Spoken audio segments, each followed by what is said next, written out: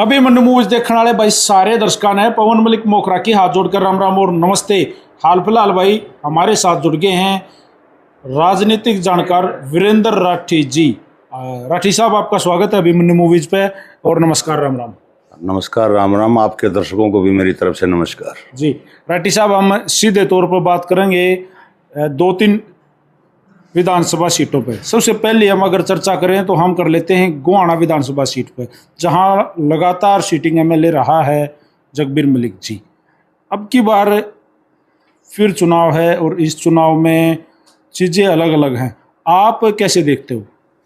जिस जहाँ तक गोहाना विधानसभा सीट की बात है कि वहाँ से लगातार एमएलए बनते आ रहे हैं जगबीर मलिक जी। बिल्कुल। लेकिन कहीं न कहीं स्वास्थ्य कारणों से लगा लो या बुढ़ापा लगा लो, तो लोग थोड़े से उनसे ऊब से गए। ऊब के मतलब? देखो, एक ही आदमी एमएलए बार बार वहाँ से बन रहा है 20-25 साल से, और सत्ता में भी रहे हैं, सत्ता से बाहर भी रहे।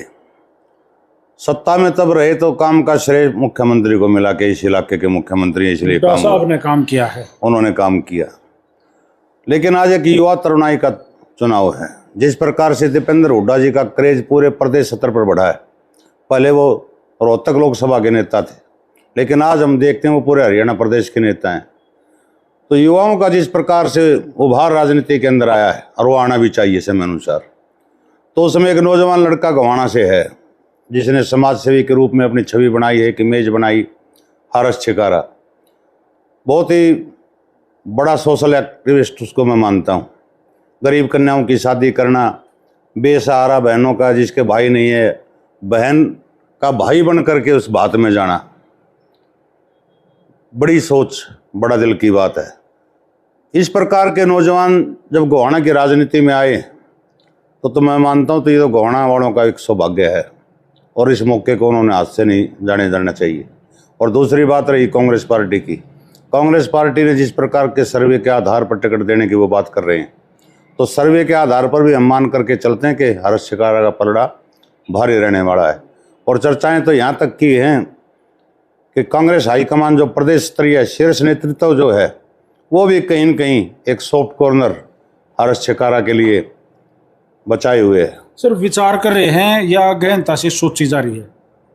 जब बड़े आदमियों का तो विचार करना ही गहनता मान के चलो आप, क्योंकि हर्ष छिकारा ना केवल गोहाना के अंदर प्रभाव रखते हैं, कई जिले ऐसे हैं हरियाणा प्रदेश के जहाँ उनका बहुत बड़ा संगठन है, नेटवर्क है। हम झज्जर में बैठे हैं तो यहाँ भी उनका नेटवर्क है, उनकी टीम यहाँ पर भी है। तो हर्ष छिकारा हर विधानसभा क्षेत्र के अंदर 2 से 3 हज़ार वोटों का इधर से उधर करने का कम से कम वादा रखते हैं, और कई सीट तो ऐसे भी हैं जब वो संख्या 5,000 वोटों से ऊपर की भी है जी। तो पार्टी अगर उनको टिकट की घोषणा टिकट के निशान पर लड़वाती है तो कांग्रेस पार्टी को एक बड़ा सहारा विधानसभा चुनाव के अंदर उनके साथ का मिल सकता है। जी, मैं आप सीधे तौर पर बात करना चाहूँगा, आप हर्ष को जानते कब से हो? ये सोशल एक्टिवेशन में जो इसका बढ़ा तब से या राजनीति में आया तब से? मैंने इनको केवल सोशल मीडिया के माध्यम से जाना। टेलीफोन पर मेरी कभी आज तक इनसे बात नहीं हुई। एक बार मेरी मुलाकात इनसे हुई, चंद मिनट की हुई। एक इंटरव्यू मैंने उनका किया था। ये कहाँ पे किया? ये मैंने गोहाना के अंदर किया था, जिस दिन इन्होंने अपने कार्यालय का उद्घाटन किया था। उससे पहले ना मेरी फ़ोन पे बात हुई है, ना मेरी बाद में बात हुई है, ना कभी मिलने की कोशिश की। सोशल मीडिया पे इसकी जो वीडियोज आती थी वो मैं देखता था। जिस प्रकार से अपने साथियों के साथ ये किसी भी आदमी की मदद करने के लिए जाता, उनसे मैं काफ़ी प्रभावित हुआ।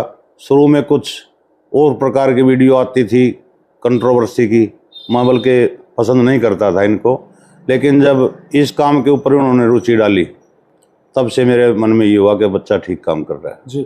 कौन लग रहा है, अगर मान लो मैं आपकी बात को ऊपर रखता हूँ कि मान लो हर्ष को टिकट मिल जाती है गोहाना से, तो भारतीय जनता पार्टी किसके ऊपर आपको लग रहा है दाव खेलेगी?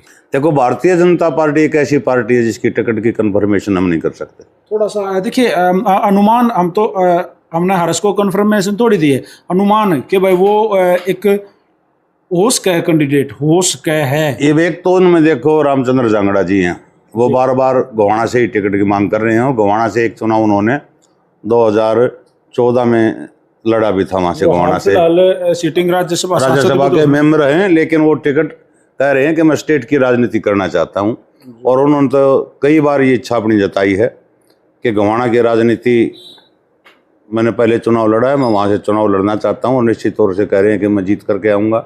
एक तो कैंडिडेट वो हैं बीजेपी के वहाँ से। दूसरे प्रत्याशी तीर्थ राणा जी, पीछे जिला अध्यक्ष भी थे सोनीपत जिले के, पिछला चुनाव तीर्थ राणा जी ने भी वहाँ से लड़ा था। और भी कई नेता हैं जो भारतीय जनता पार्टी के लिए ट्राई कर रहे हैं। आप ओलंपियड योगेश्वर दत्त को कैसे भूल गए सर? योगेश्वर दत्त देखो, बड़ौदा से 2 चुनाव लड़े और दोनों चुनाव आंधी में लड़े। एक जनरल इलेक्शन के रूप में लड़ा, एक बाई इलेक्शन के रूप में लड़ा। जो आदमी, वो पुरानी एक कहावत है कि जो नोट गड्ढे में नहीं चल रहा ना, वो एकला ना चल रहा है। और जब 75 पार का नारा था और मोदी जी की हवा थी, जब वो आदमी बड़ा कद था, देश का मान सम्मान योगेश्वर दत्त जी ने बढ़ाया। आज चर्चाएं इस प्रकार के कि योगेश्वर दत्त भी कहीं न कहीं गोहाना से चाहते हैं, लेकिन इतना रिस्क भारतीय जनता पार्टी शायद उनके ऊपर नहीं ले पाएगी, क्योंकि बड़ौदा भी उनको इच्छा नहीं थी बीजेपी की बाई इलेक्शन में टिकट देने की। सभी पहलवानों ने मांग की थी दिल्ली जा करके, तब पहलवानों का मान रखने के लिए बीजेपी ने उनको टिकट दिया था, लेकिन सीट नहीं निकाल पाए थे। तो मैं नहीं मानता कि गोहाना से वो डिजर्व करते हैं भाजपा के लिए। सेक्टर है ना, जैसे अभी आपने बताया कि भाई भारतीय जनता पार्टी सक्रिय हुई है पूरे हरियाणा में, दोबारा से उन्होंने सर्वे कराए है, और सर्वे के आधार में गोहाना विधानसभा क्षेत्र है जो वो मुख्यमंत्री जी के लिए, नायब सिंह सैनी के लिए भी सेफ सीट बताई गई। ऐसा तो नहीं हो जाएगा कि नायब सिंह को ही दोबारा से? देखो, नायब सिंह सैनी जी के लिए जो सर्वे के आधार पर आप बता रहे हो कि वो सेफ सीट बताई गई है, 2 सीटें इनके लिए बताई गई हैं, एक शायद घरौंडा बताई गई है। गोहाना के अंदर जो अपनी ये बेल्ट है ना, सोनीपत वाली, रोहतक वाली, इसमें ओबीसी वोटर सबसे ज़्यादा है। आप याद करो, जब राजकुमार सैनी जी बड़े विवादित नेता के रूप में, जब उनकी छवि पूरे हरियाणा के अंदर थी, और उन्होंने विधानसभा का चुनाव गोहाना से लड़ा था, और जब चुनाव उन्होंने वहाँ लड़ा, बहुत कम मार्जिन से जगबीर मलिक से वो चुनाव हारे थे। बिल्कुल बिल्कुल। और उसी को माध्यम मान करके रामचंद्र जांगड़ा जी ने वहाँ से भाजपा से चुनाव लड़ा था। मार्जिन उनका भी कोई लंबा चौड़ा नहीं था, टफ फाइट थी। 8-10 हज़ार वोट कोई बड़ी मायने नहीं रखती, उनमें से अगर 5 हज़ार इधर से उधर हो जाए तो परिणाम बदल जाते हैं। तो ओबीसी वोट बैंक जिस प्रकार से गोहाना के अंदर ज्यादा मात्रा में है, वो सहारा मान करके भारतीय जनता पार्टी ये कन्फर्मेशन सी मान रही है कि यहाँ से नायब सिंह सैनी अगर चुनाव लड़ेंगे तो उनके लिए सेफ सीट है। लेकिन सेफ सीट तो मैं मानता हूँ कि नायब सिंह सैनी जी के लिए करनाल की भी है। मनोहर लाल खट्टर जी भी करनाल जाके पहला चुनाव लड़े, अच्छे मार्जिन से जीते, दोबारा भी जीते। आज बाई इलेक्शन के अंदर नायब सिंह सैनी जी ने जो वहाँ से चुनाव लड़ा, वो भी बहुत बड़े मार्जिन से जीते। तो सीएम के लिए तो अनेक सेफ सीट हैं, और करनाल को मैं मानता हूँ कि शायद भाजपा ना छोड़े। जी, ये था भाई पार्ट 1, और वीरेंद्र राठी जी से हमने बात करी। आप सेकंड पार्ट का वेट करें, हम विशेष तौर पर महम विधानसभा क्षेत्र के ऊपर बात करेंगे। जी।